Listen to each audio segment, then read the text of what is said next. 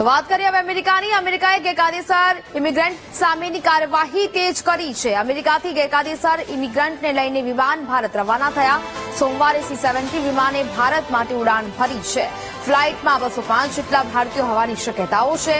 અમેરિકાથી આવી રહેલા વિમાનમાં કેટલાય ગુજરાતી હોવાની શક્યતાઓ છે. ટ્રમ્પે ચૂંટણી સમયે સૌથી મોટા ડિપોર્ટેશનનો વાયદો કર્યો હતો. ઇમિગ્રેશન કસ્ટમ્સ એન્ફોર્સમેન્ટે 15 લાખ ગેરકાયદેસર ઇમિગ્રન્ટ્સની યાદી તૈયાર કરી છે. ગેરકાયદેસર ઇમિગ્રન્ટની અમેરિકાની યાદીમાં 18,000 જેટલા ભારતીયો છે.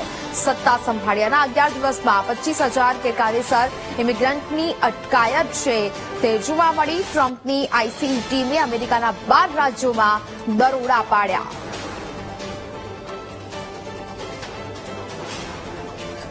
તો જ પ્રકારે ટ્રમ્પ સરકાર બન્યા બાદ હવે એક બાદ એક મોટા નિર્ણયો લેવામાં આવી રહ્યા છે. અમેરિકાએ ગેરકાયદેસર ઇમિગ્રન્ટ સામેની કાર્યવાહી તેજ કરી છે અને અમેરિકાથી ગેરકાયદેસર ઇમિગ્રન્ટને લઈને વિમાન ભારત રવાના થઈ ચૂક્યા છે.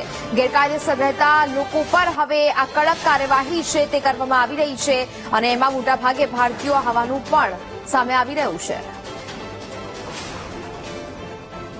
તો ઇમિગ્રેશન એક્સપર્ટ પ્રિતેશ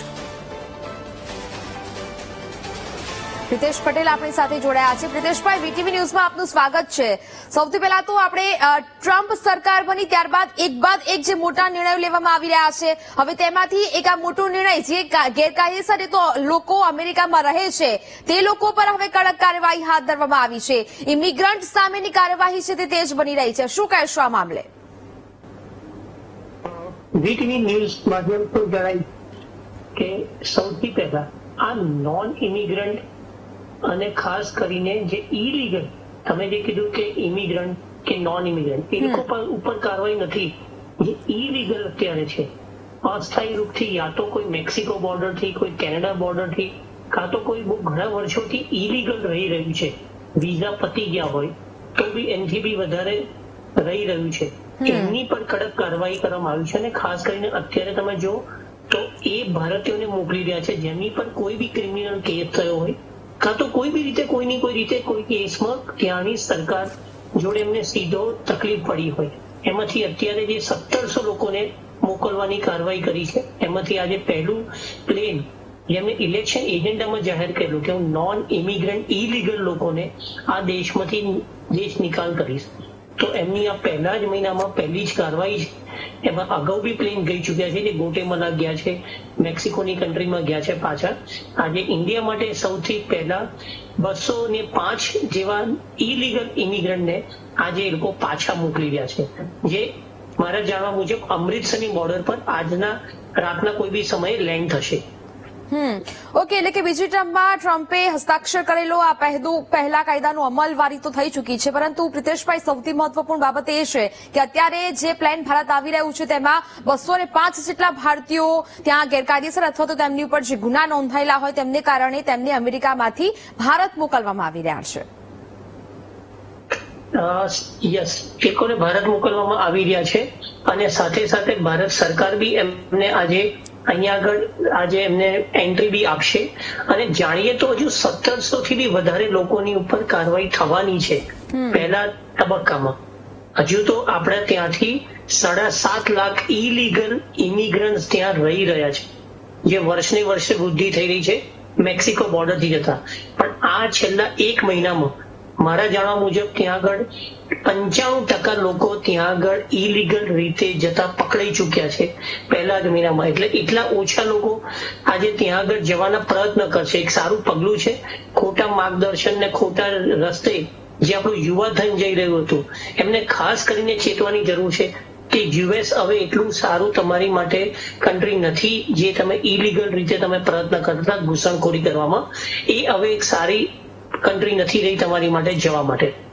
ઓકે પ્રિતેશભાઈ, એટલે કે આંકડો જે બહાર આવ્યો છે 18,000 જેટલા જે ભારતીયો છે આવી રીતે ગેરકાયદેસર ત્યાં રહી રહ્યા છે તેમના પર હજુ કાર્યવાહી થવાની છે. હવે પણ કહ્યું કે 1700 જેટલા છે એટલા લોકોને હજી પણ ભારત મોકલવાની કવાયત છે તે થઈ શકે છે. એટલે કે આટલી બધી મોટી પ્રમાણમાં અમેરિકા કે પછી કેનેડા જેવા દેશોમાં જવા માટે આપણા ભારતીયોની હોડ કેમ લાગતી હોય છે? એક તો ખાસ કરીને કારણ છે ડોલરનો ત્યાં આગળનો આજે કમાણી જે લોકો જોઈ રહ્યા છે કે અમે 1 કલાક જો ત્યાં આગળ કામ કરીએ તો આજે ત્યાં $15 થી $10 પર કલાકે આવક છે અને દિવસની વાત કરીએ તો 10 કલાકમાં $150 મળે છે એમને. જો આજે ઇન્ડિયાની આપણે વાત કરીએ તો એની ગણતરીમાં 100% એ લોકોને 12 થી 15,000 રૂપિયા પર ડે મળે છે, જે આપણા ગુજરાતમાં અને ઘણા ગુજરાતની પણ ઇન્ડિયાના કોઈ બી ખૂણે 15,000 પર ડે કમાવું એ ઘણું ને ઘણું અઘરું છે, જે અશક્ય બી કહી શકાય. આજે સારું ભણતર હોય એ લોકો કમાય છે, પણ એક યુવા ધન જેને અમને જ હજુ 12મું પાસ કર્યું હોય ને ત્યાં આગળ કઈ આગળ વધી નથી શકતા, કોઈ કારણસર પૈસા નથી એટલા એમની જોડે, તો એ લોકો ખોટા રસ્તે ને રવાડે પોતાની જમીન વેચીને કાં તો પોતાનું સોનું જે મા બાપે ભેગું કર્યું હોય એ વેચીને બી યુએસ અથવા કેનેડા જવાની લાઈ લાગી છે.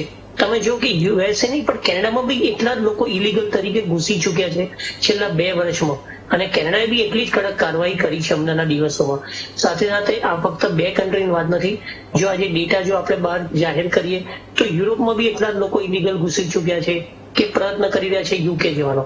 પણ યુએસ ની વાત કરીએ તો ત્યાં આપણે પટેલ છે કે આપણી ગુજરાતી સમાજ છે, એ લોકોની મોટલ્સ છે, સ્ટોર્સ છે, રેસ્ટોરન્ટ છે, ત્યાં આગળ એ લોકોને કઈ ને કઈ નોકરી મળી જતી હોય છે, જે રહેવાની સાથે બી એમને જોઈએ તો ઘણી સારી બચત થતી હોય છે. તો આ લાઈનમાં ગામડામાં 2 લોકો ગયા હોય તો એને જોઈને બીજા 5 જાય, હવે 7-8 જણ લોકો સારું કમાય છે તો એની પાછળ બીજા 10-12 જાય છે. આ આખો પ્રવાહ એક ગાણપણ છે કે એક આખું ગામ ખાલી થઈ રહ્યું છે, અને એ બી લીગલ રીતે નહીં, પણ તમે જો તો ઇલીગલ રીતે જવાના પ્રયત્નો વધારે થઈ રહ્યા છે. એને દાખલો આપો, મેં અગાઉ બી કીધું છે કે અમેરિકા જવું હોય લીગલી તો કોઈ બી પ્રસંગ કે સારા પ્રસંગ કે કોઈ માઠા સમાચારે કોઈને જવું હોય તો આજે યુએસમાં ડેટ નથી મળતી એપોઇન્ટમેન્ટની. ઇન્ટરવ્યુ માટે તમારે વર્ષ રાહ જોવી પડતી હોય છે. પણ એ જ યુવાધન જો આજે ઇલીગલ રીતે મેક્સિકો રીતે જવાનો પ્રયત્ન કરે તો 1 મહિનાની અંદર ત્યાં આગળ પહોંચી જાય છે. સો યુવાધન આજે જઈ રહ્યું છે, એ આજે રોકાશે અહીંયા આગળ, એમને બી ખબર પડશે કે ઘણા લોકો પાછા આવી રહ્યા છે, હવે નથી એટલું સેફ, આપણે પૈસો બગડી રહ્યો છે, તો એટલો જ યુવા ધન આપણું અહીંથી ગુજરાતથી બહાર જતા રોકાશે. ઓકે પ્રિતેશભાઈ, એટલે કે જે પ્રકારે આ સમગ્ર કડક કાર્યવાહી છે તે થઈ રહી છે, આપણે તમામ લોકો જાણીએ છીએ કે એજન્ટોને લાખો રૂપિયા ખવડાવીને આવી રીતે ગેરકાયદેસર રીતે પ્રવેશ છે તે ભારતીયો અથવા તો પછી કોઈ પણ દેશના લોકો ગેરકાયદેસર એજન્ટોના મારફતે ત્યાં પહોંચતા હોય છે, લાખો રૂપિયા તેઓ ખર્ચો પણ કરે છે, અનેક છેતરપિંડીના કિસ્સાઓ પણ આપણે જોઈ ચૂક્યા છીએ. પરંતુ આ સમગ્ર મામલો છે હવે આ ઇમિગ્રેશન અટકાયત કરી છે. ઓકે, આપનો આભાર પ્રિતેશભાઈ વીટીવી ન્યૂઝ સાથે જોડાવા બદલ. તો હવે આ સમગ્ર માહિતી હાલ સામે આવી રહી છે.